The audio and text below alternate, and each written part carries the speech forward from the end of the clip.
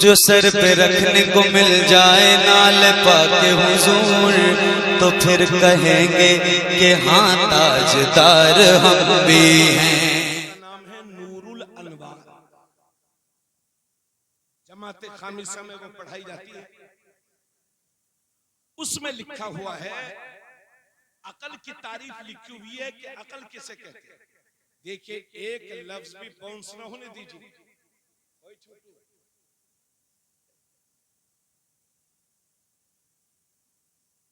ये भाई साहब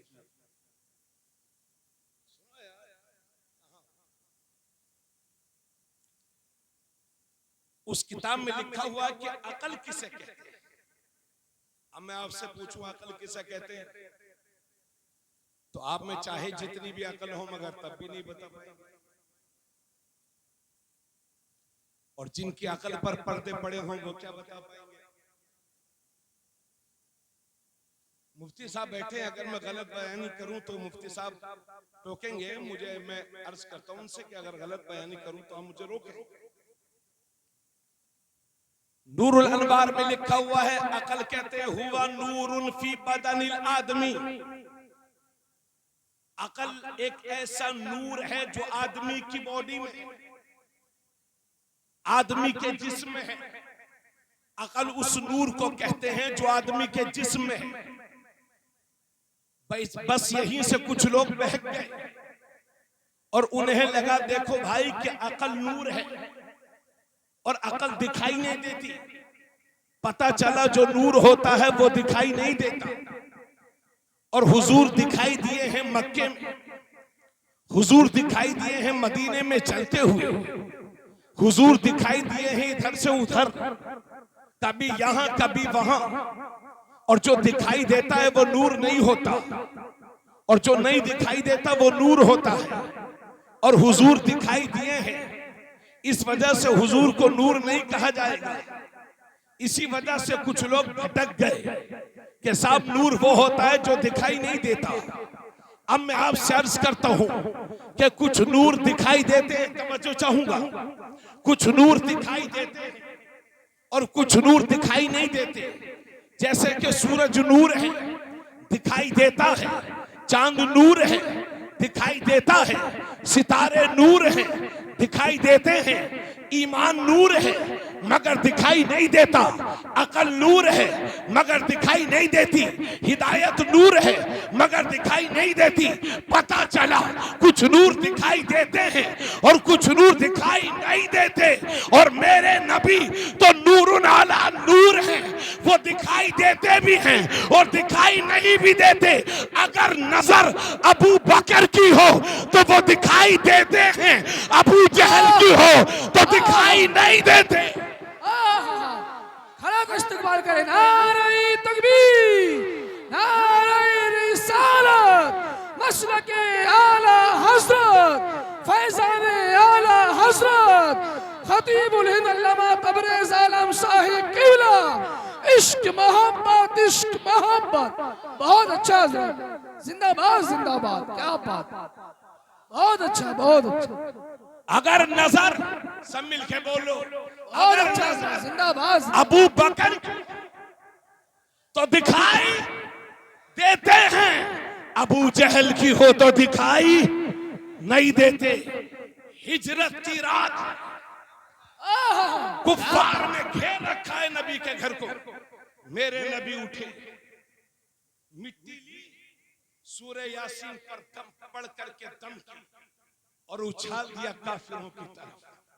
वो सर पे मिट्टी देख भी रहे और जान रहे कि हुजूर जा रहे हैं मगर दिखाई नहीं दे रहे। जब इनके गुरुओं को नहीं दिखाई दिए तो 1400 साल के बाद के इन चेलों को कैसे दिखाई देंगे। और पूछो ना इमाम अहमद रजा से, उन्हें दिखाई भी दिए हैं।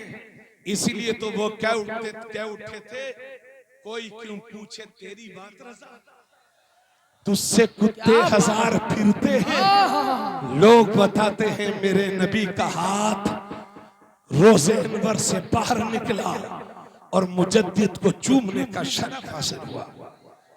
इमाम जलालुद्दीन सुयूती ने 70 बार बेदारी में हुजूर की ज़ियारत की। अब कुछ लोग कहते हैं साहब कि जब नबी नूर थे तो खाते क्यों थे? बात ठीक है कि जो नूर होता है वो खाता नहीं, जो नूर होता है वो पीता नहीं। तो हजरत, जब किसी चीज का सिस्टम बदलता है, जब किसी चीज की हैयत बदलती है तो सिस्टम भी बदल जाता है। यही वजह है कि जब तक हजरत मूसा का आसा आसा था नहीं खाता था, मगर जब वही आसा सांप बन गया तो रस्सियों को निगल गया। कुरान में है फैजा ये तलकफु मा याफिकून, आसाए मूसा भी डंडा बना और रस्सियों को निगल गया। तो कहने दो कि जब तक मेरे नबी सरापा नूरी शक्ल में थे नहीं खाते थे, मगर जब वो बशरी शक्ल में आ गए तो खाने भी लगे, पीने भी लगे। और सेतल वालों सोचो तो सही, अगर नबी खाते ना तो हम गुलामों को खाने का सलीका कौन देता? नबी पीते ना तो हमें पीने का सलीका कौन देता? नबी ने इसलिए खाया ताकि हम गुलामों को खाना आ जाए, नबी ने इसलिए पिया ताकि हम गुलामों को पीना आ जाए। हजरत, मगर हमारा खाना उनके खाने की तरह नहीं था। अगर हम ना खाएं तो हम मर जाएं, और मेरा नबी जो खाना ना खाए, अल्लाह की कसम वो खाना मर जाए। जिस खाने को मेरे नबी ने खा लिया है वो क़यामत तक के लिए हलाल हो गया, और जिससे मुंह फेर लिया वो क़यामत तक के लिए हराम हो गया। क्या बात है, बहुत अच्छा हज़रत, जिंदाबाद जिंदाबाद, सुभान अल्लाह, बेशक बहुत अच्छा बयान है। अरे भाई बोलो, हम लोग बैठ के खाते ना, किसने सिखाया? नबी ने, कोई डाउट तो नहीं है ना? अब जब खाना तो ये सोच के मत खाना कि खाना खा रहे, बल्कि ये सोच के खाना कि नबी ने खाया था तो हम भी खा रहे हैं। इस तरह से खाते भी रहोगे और सुन्नतों का सवाब भी मिलता रहेगा। तो लोग कहते हैं कि साहब नबी नूर थे तो खाया क्यों? और दूसरा इतराज करते हैं कि जब नबी नूर थे तो उन्होंने शादी क्यों की? क्योंकि नूर को शादी से मतलब क्या है? तो अल्लाह फरमाता है सब्बजनाहुम बिहूरिन ईन, हमने ईमान वालों का निकाह जन्नती हूरों से कर दिया है। अब तो पत्रकार माइक लेके घूम रहे, सब्जी वालों से पूछ रहे हैं ये हूरें क्या? जिधर देखो 72 हूर, मजाक बना रहे मुसलमानों का। तो जैसे को तैसा, अगर कोई कहे ये 72 हूरें क्या होती है, तो आपको कहना भाई ये 72 हूरें ईमान वालों को मिलेंगी, काफिरों को नहीं मिलेंगी। इसलिए काफिरों को इसके चक्कर में ज्यादा पढ़ना नहीं चाहिए। समझ गए भाई? जन्नतियों को मिलेंगे तो जहन्नमियों का कोई मतलब ही नहीं है ना। तुम्हें मिलना तो उसमें रिसर्च क्यों कर रहे हो? जहां जाना वहां के बारे में रिसर्च करो ना। सब्जी वालों से पूछ रहे, ठेले वालों से पूछ रहे, रिक्शा चलाने वालों से पूछ रहे 72 हो रहे। अरे भाई तू क्या करेगा, तुझे मिलना तो अल्लाह फरमाता है हमने ईमान वालों का निकाह जन्नती हूरों से कर दिया है। कुरान में है, हाफिज बैठे होंगे कोई, सब्बजनाहुम बिहूरिन ईन, अल्लाह फरमाता है हमने ईमान वालों का निकाह जन्नती हूरों से कर दिया है। तो हम हैं खाकी और हूरे हैं नूरी। जब खाकियों का निकाह नूरियों से हो सकता है तो फिर नबी के निकाह से वहाबियों तुम्हें परेशानी क्या है? और जब हजरत ज़ैनब के साथ नबी का निकाह हुआ तो अल्लाह ने फरमाया ज़व्वजना कहा, ए हबीब ये शादी हमने करवाई है, तो शादी करवाए अल्लाह और चिढ़े मुल्ला। अस्तगफिरुल्लाह। क्या बात। शादी करवाए, परेशान है मुल्ला, तो नूर मेरे नबी की शादी अल्लाह ने करवाई है। अल्लाह खुद फरमाता है ज़व्वजना, ए हबीब ये शादी हमने करवाई है। इसलिए सैथल वालों दो जुमले अर्ज कर रहा हूं, इसको दिल की तख्ती पे लिखना।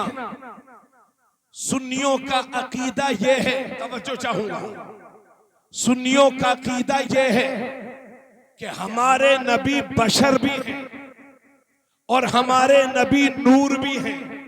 तवज्जो, नबी बशर भी हैं, नबी नूर भी हैं। जो नबी की बशरियत का इनकार करे वो काफिर है, और जो नबी की नूरानियत का इनकार करे वो गुमराह है। तो नबी बशर भी हैं और मेरे नबी नूर भी हैं। वो सरापा बशर हैं और मुकम्मल नूर हैं, मगर वो बशर हैं तो ऐसे बशर हैं कि दुनिया में कोई बशर मेरे नबी का मुकाबला नहीं कर सकता। और वो नूर हैं तो ऐसे नूर हैं कि जिब्राइल की नूरानियत भी जिनका मुकाबला ना कर सके। इसलिए सुन्नियों का अगर कोई कहे कि नबी बशर हैं, बात समझ आ रही भाई? आपके कानों में दर्द तो नहीं होने लगा? कभी कभी मुझे खुद पर तरस आता है, यार इतना क्यों लोगों को परेशान कर, मगर जोश ईमानी में सब बातें निकल जाती है।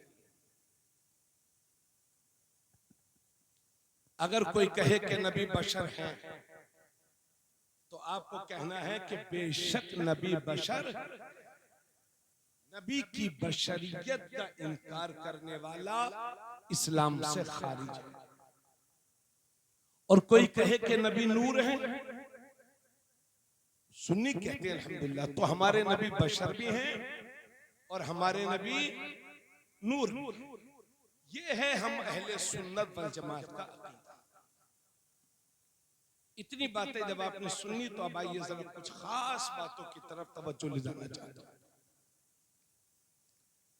जब उसी नूर वाले का मिलाद और जुलूस हम 12 रबीउल अव्वल शरीफ को निकालते हैं,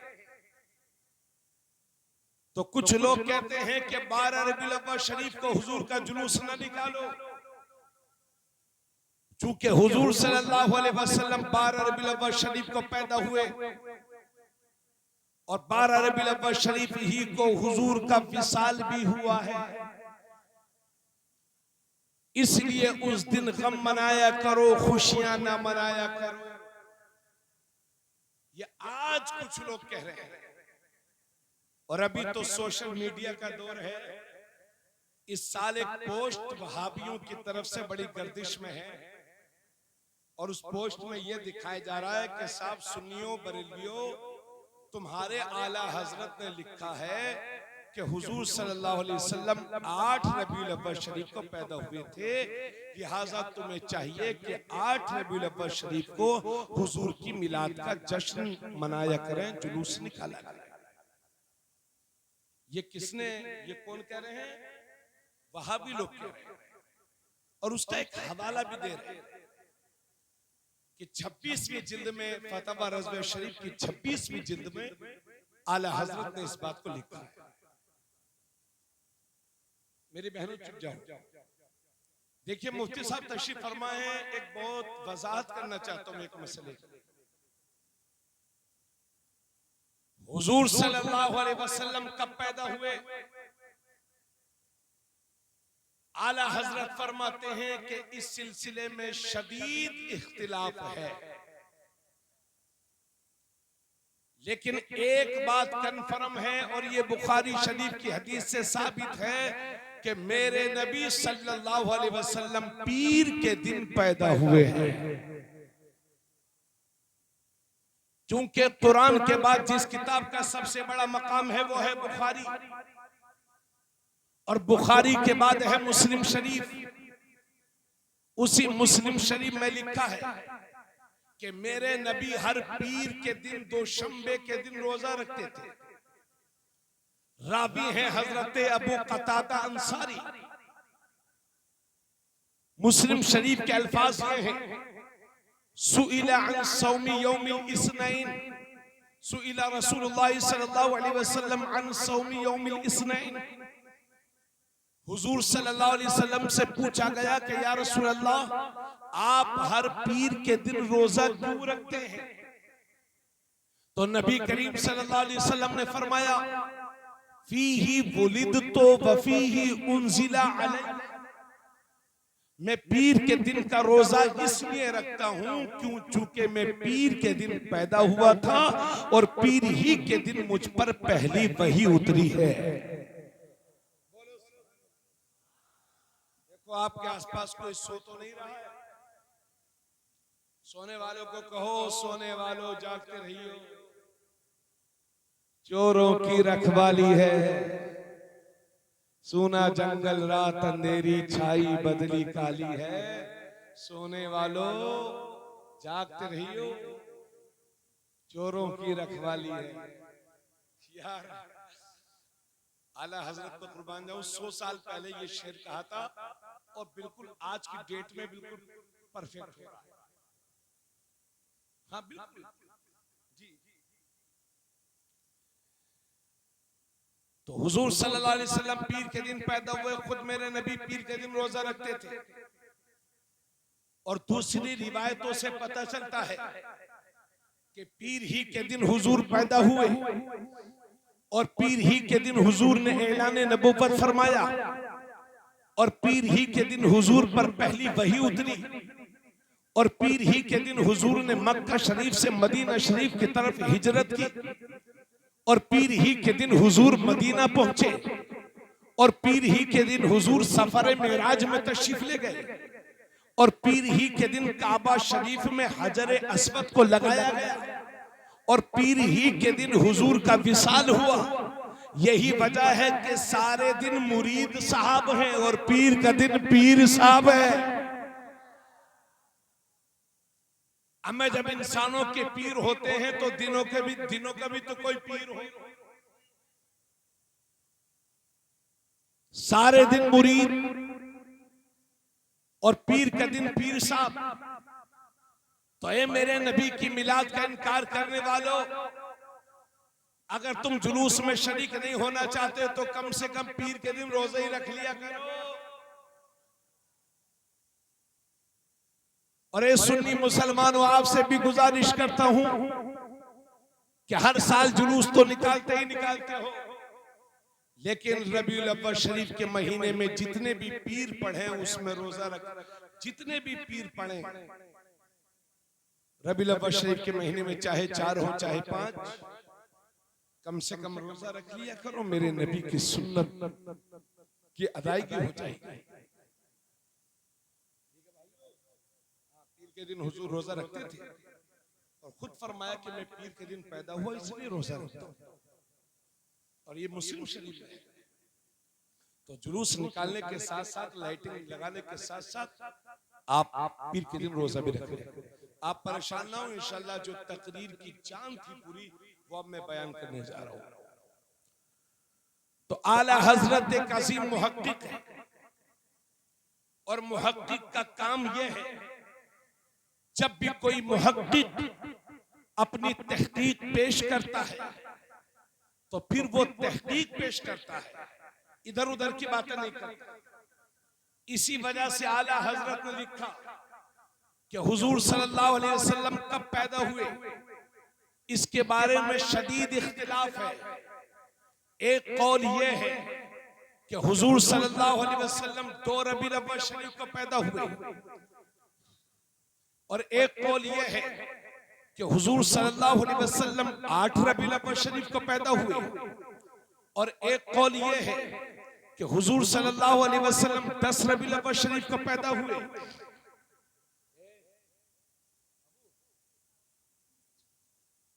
अरे सुन लो यार, एक बात भी इधर उधर चली जाएगी तो आप लोग पूरी बात समझ नहीं पाएंगे।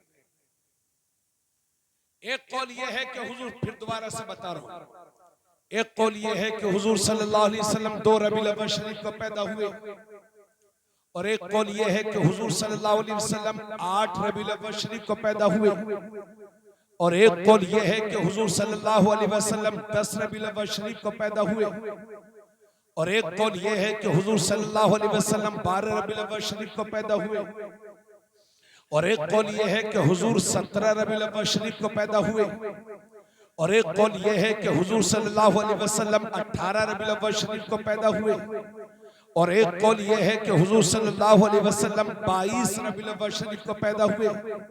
ये 7 अक़वाल आला हजरत ने फतवा रज़विया शरीफ में नकल फरमाए, यानी 2, 8, 10, 12, 17, 18, 22। उसके बाद खुद आला हजरत अपनी किताब में फरमाते हैं फतवा रज़विया शरीफ में कि मोतबरो मशहूर यही है कि हुजूर सल्लल्लाहु अलैहि वसल्लम 12 रबीउल अव्वल शरीफ को पैदा हुए, सुभान अल्लाह, सुभान अल्लाह। और फरमाते हैं कि 12 ही तारीख को मक्का शरीफ में हुजूर के घर में मिलाद होती है। क्या बात। और अगर आला हजरत 8 तारीख को लिखते, आला हजरत 8 तारीख को लिखते तो जाहिर सी बात है बरेली शरीफ में जुलूस 8 रबीउल अव्वल को निकलता, मगर खुद आला हजरत के जमाने में 12 रबीउल अव्वल शरीफ को निकला, मुफ्ती आजम के जमाने में 12 रबीउल अव्वल शरीफ को निकला, ताजुश शरिया के जमाने में 12 रबीउल अव्वल शरीफ को निकल रहा है, और इंशाल्लाह इसी तारीख को आने वाले वक्त में भी निकलता रहेगा। और ये दुनिया भर के वहाबियों, खास तौर से हिंदुस्तान के वहाबियों, अगर तुम भी 8 पर तैयार हो, अगर तुम्हारे नजदीक 8 ही है तो चलो हम भी मान लेते हैं, तुम भी तैयार हो जाओ। अगर तुम जुलूस निकालने के लिए 8 को तैयार हो तो फिर हम भी तैयार हैं, आ जाओ। 8 रबीउल अव्वल शरीफ से जुलूस निकालते हैं, क्योंकि जो कौम 3 दिन कुर्बानी कर सकती है वो कौम 4 दिन नबी का जुलूस भी निकाल सकती है। क्या बात है, जिंदाबाद या रसूल अल्लाह, बहुत अच्छा या।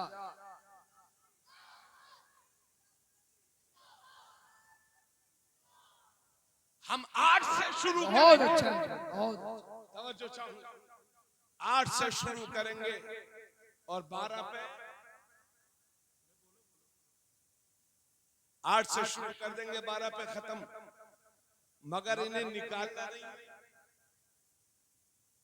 इन्हें निकालने से कोई मतलब नहीं। अब हदीस की रोशनी में एक ऐसी बात अर्ज करने जा रहा हूं जिसके लिए मैं तमहीद बांध रहा था। दिल की तख्ती पे सुनना, दिल की तख्ती पे लिख लेना मेरे भाई, और जहन को इधर उधर मत भटकाना। चलिए मान लेते हैं कि 12 रबीउल अव्वल शरीफ को हुजूर पैदा हुए और 12 ही को हुजूर का विसाल हुआ। तो अब आइए एक हदीस शरीफ सुने, ये गालिबन इब्न माजा शरीफ में भी है और अबू दाऊद शरीफ में भी है, और इस हदीस को इमाम बुखारी ने तारीख कबीर में भी जिक्र किया है। तवज्जो सब लोग गौर फरमाएंगे। रावी है हजरत अबू लुबाबा इब्न अब्दुल मुंजिर, वो फरमाते हैं कि एक दिन नबी करीम सल्लल्लाहु अलैहि वसल्लम ने सहाबा से फरमाया, ए मेरे सहाबा, तुम्हारे दिनों में जो सारे दिनों का सरदार है वो जुमे का दिन है। बोल दो जुमे के नाम पर सुभान अल्लाह।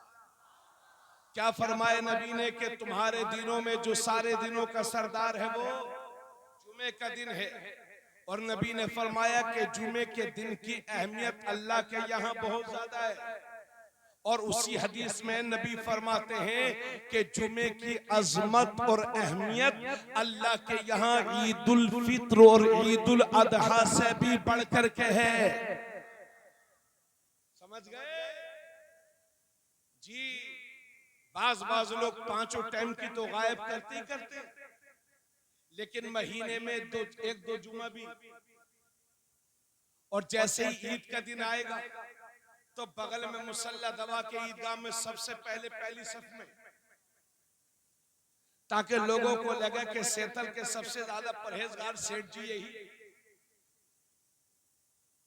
नाम है रमजानी, और रोजा एक नहीं, नाम है सज्जाद, और सजदा एक नहीं, नाम है आबिद, इबादत का आता पता नहीं जी। और अगर कोई बात हो गई ईदगाह में तो मियां खड़े होकर उंगली उठा के, हाँ भाई ऐसा होना चाहिए, ताकि लोग जान लें ये फला मोहल्ले के फला सेठ जी हैं, इलेक्शन लड़ने की तैयारी करें।